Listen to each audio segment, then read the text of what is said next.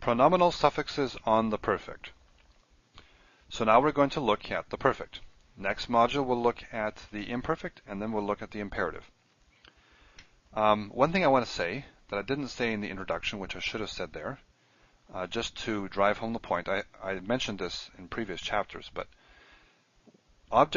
suffixes on verbs are objects.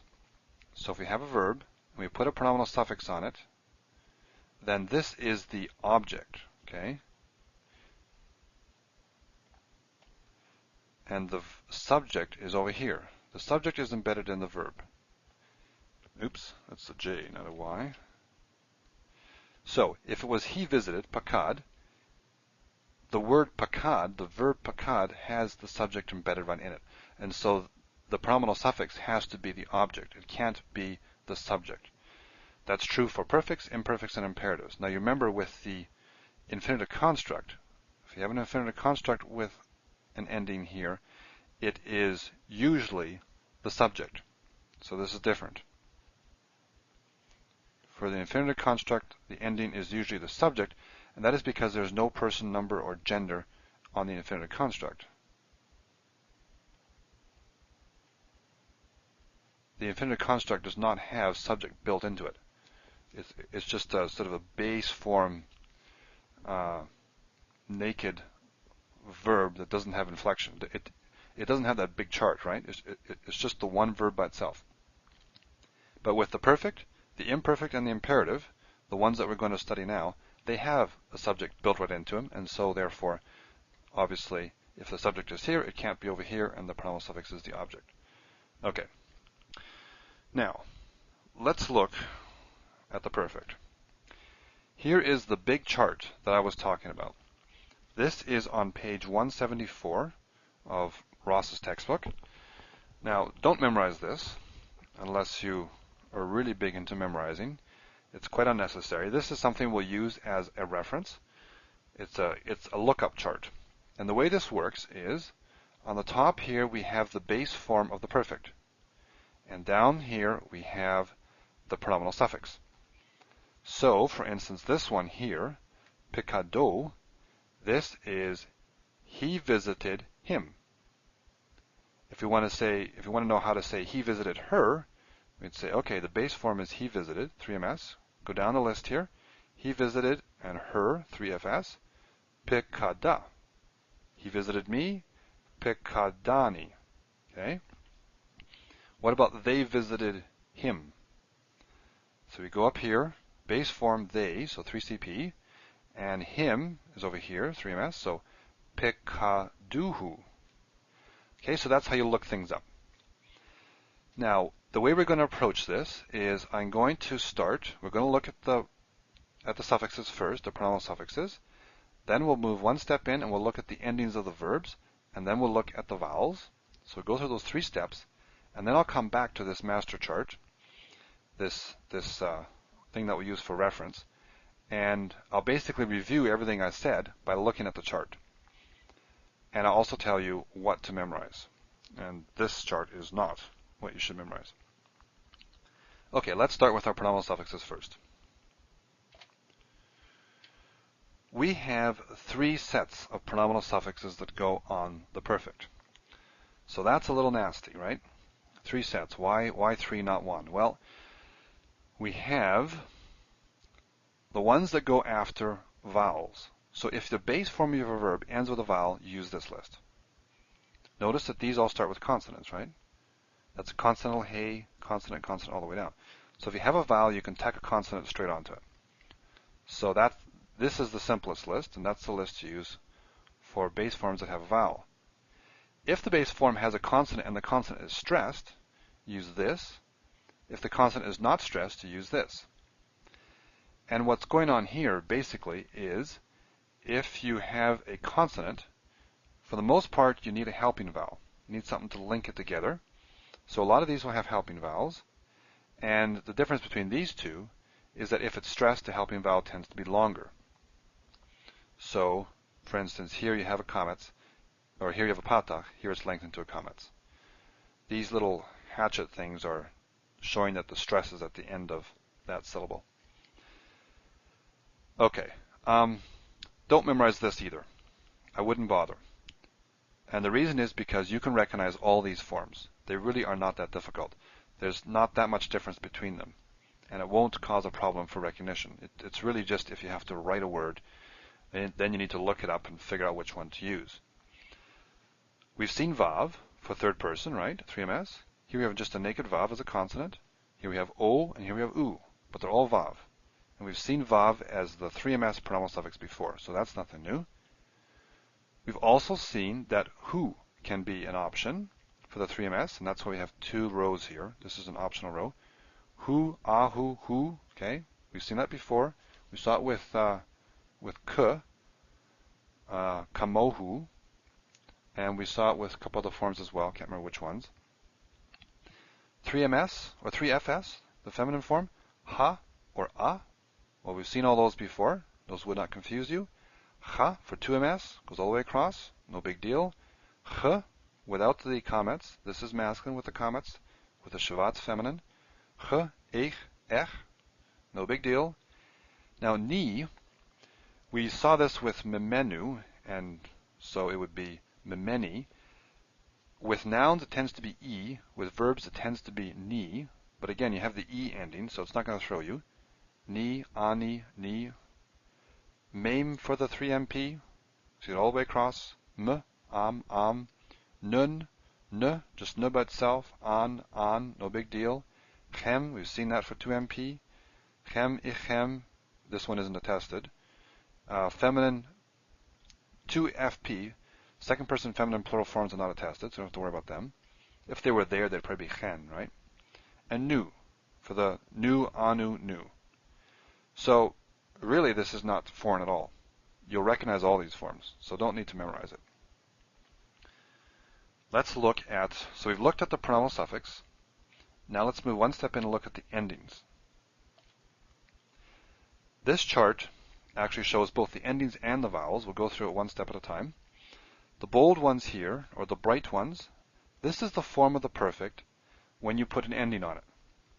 And the dark ones is the basic form, the form without the ending that we've memorized back in chapter 10 or someplace. These light ones here, this is what you should memorize. This is the only thing you need to memorize in this module. Okay, so let me put a little M there, or a big M. Oops, wrong color. Thought I had changed the color. Okay. Memorize this. If you know these forms, and you know these, which I'm saying you don't have to memorize, but these three, together with these, produce all the combinations of that big master chart.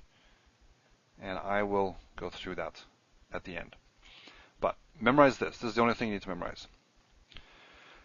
Okay, let's look at the endings first. I think I have a slide for that. Here we have the endings highlighted.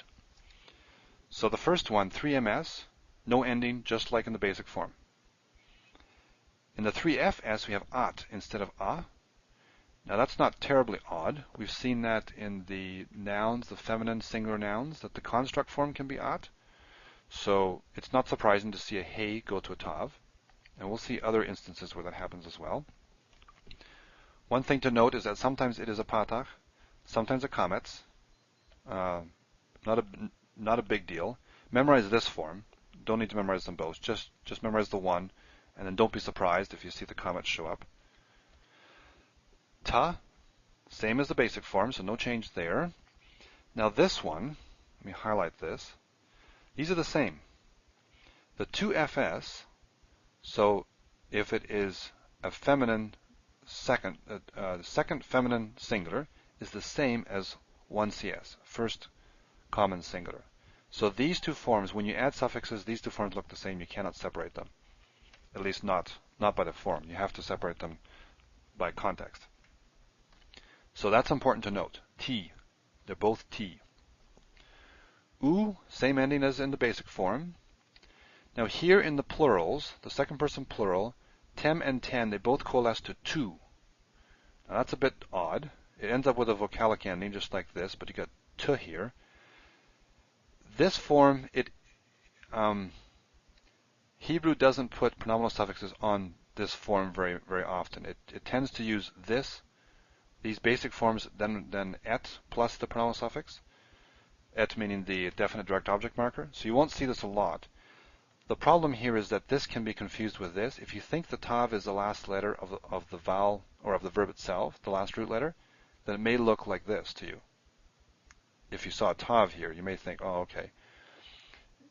You may confuse these two. So it's important to know that this exists, even though it isn't used that often. If you see 4 letters here, then you know you have this form, not this, right? Okay, so tu and then nu. Nu is the same here. So memorize these ones here, and that will help. Now, what else? Okay, so those are the endings. Let's now look at the vowels. We looked at the pronominal suffixes. We looked at the endings. Now the third step is to look at the internal vowel changes on the base form. The first thing to note is, well, you tell me. What do you see? What's most obvious here? If you compare the bright ones with the dark ones. You see here this, right? You have a shava in all the forms. Notice that.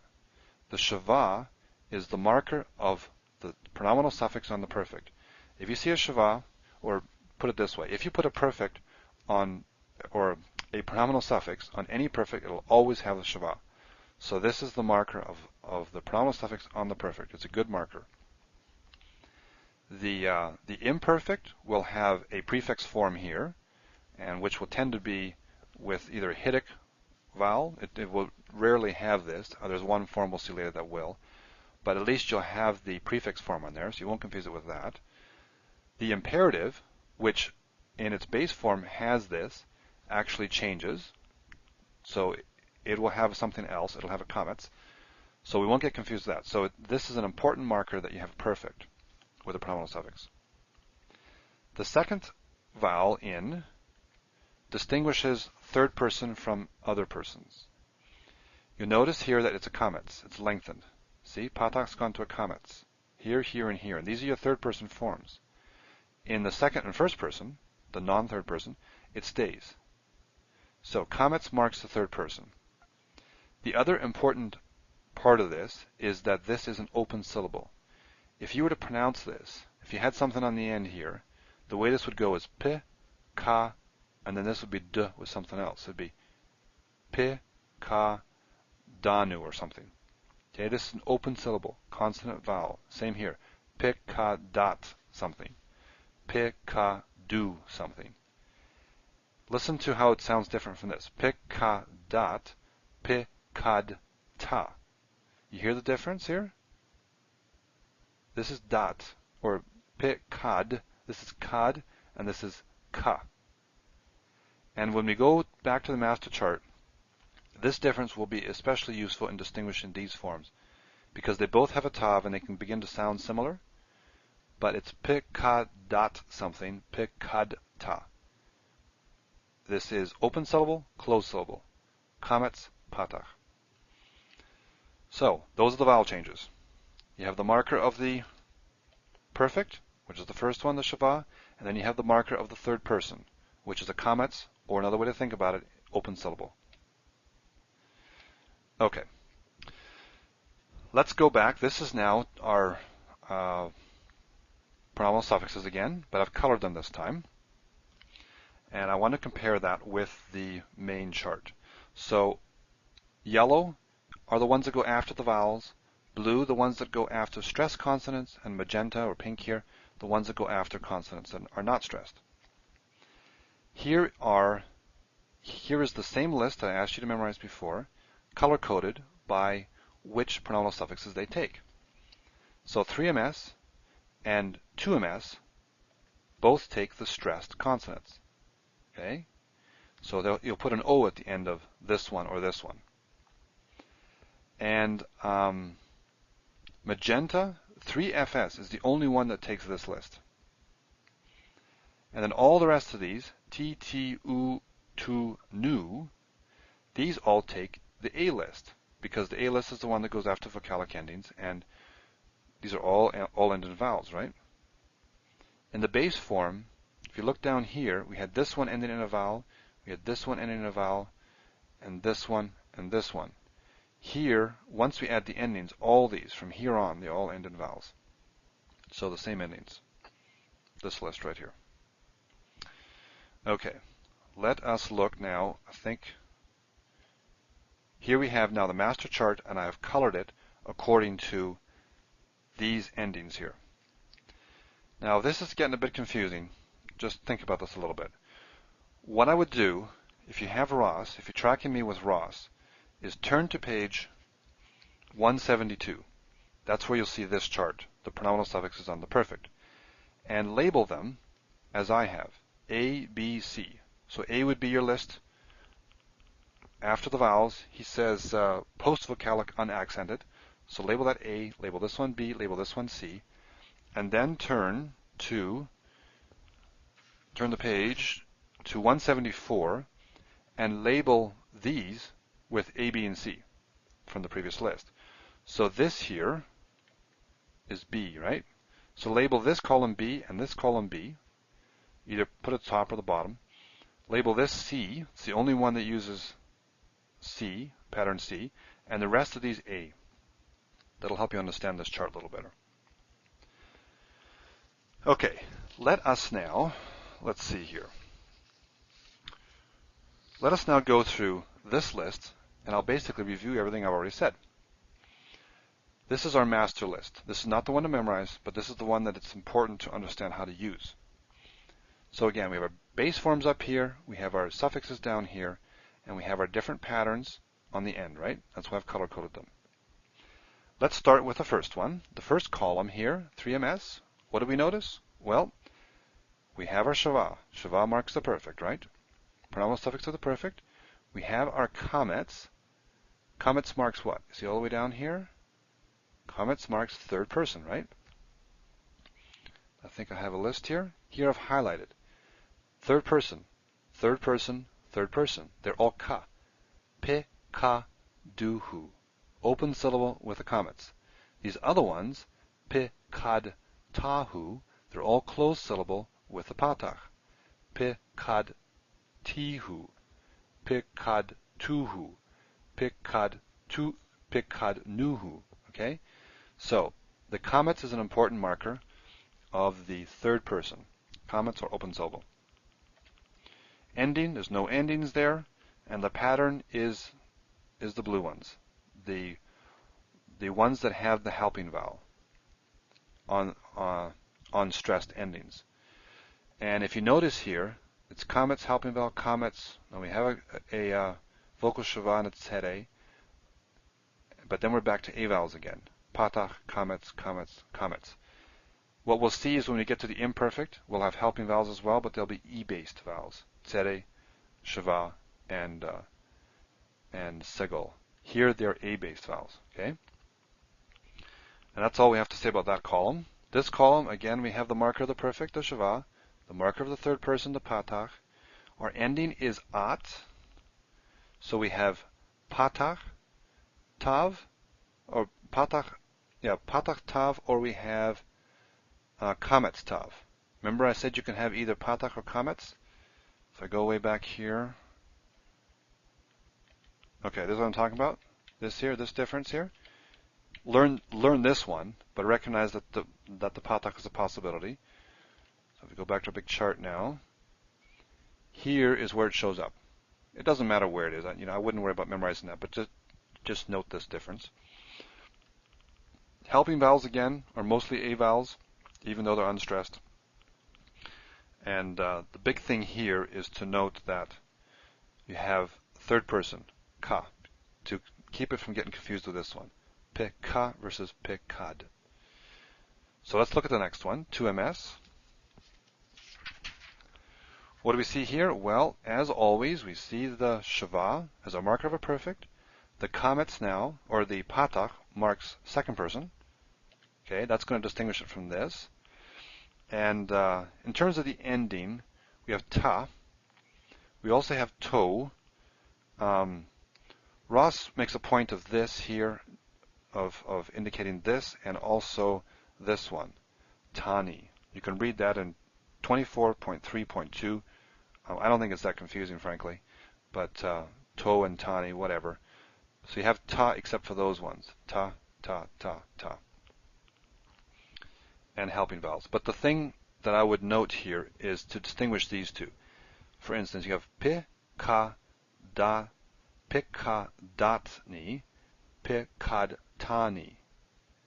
Okay, if you just look at the consonants, you may think, oh, wait, which one is it? But if you pay attention to the syllables or the sound or this second second vowel, then you'll be able to distinguish it. Comets marks the third person, and open syllable marks the third person.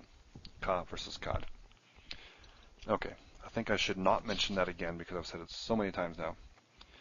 You're going to get sick of it. Here we have two FS, one CS together. Why do we have that? Well, go back to our chart here. Where did I highlight it? They have the same ending, right? T and T. The base form is the same, so we cannot distinguish. So they have the same column. Again, Shava marks the perfect. Kamets or Patach marks non-third person. T is our ending all the way down. And we use pattern A, the ones that go on vocalic endings, because the T ending is vocalic. So these all start with consonants, and they all go down, and you can recognize all of them. No big deal. 3CP, we have Shava marks the perfect. Kamets marks third person, so Ka. U marks our third person ending, which is the same as with the normal paradigm without suffixes. And again, we use pattern A all the way down. So not hard to know. This one here, Shava marks the perfect. Patach marks the second or first person, so non-third person. We have tu, the tu ending, which is a bit odd. That's something to memorize in our basic paradigm that I gave you, the base form paradigm. But here it is, so tu. So it sounds, the end sounds a little bit like this, because u and u, but this has a tav there, okay? So pikad tuhu versus pikad duhu. Okay. And then finally we have 1CP, where we have pikad nuhu. Shava marks the perfect. Patach marks non-third person. Oops, put a dot there. And nu is our ending, which is what we have in the normal form anyway, and our vocalic endings. So that's your master chart. That's what you can use if you want to get the details. You can go look it up, just like a dictionary. But don't need to memorize this. What you need to memorize is not that, is this. So memorize this one here. The pronominal suffixes you don't have to memorize because you can recognize them anyway. Just learn these, and then you'll have down the perfect with pronominal suffixes.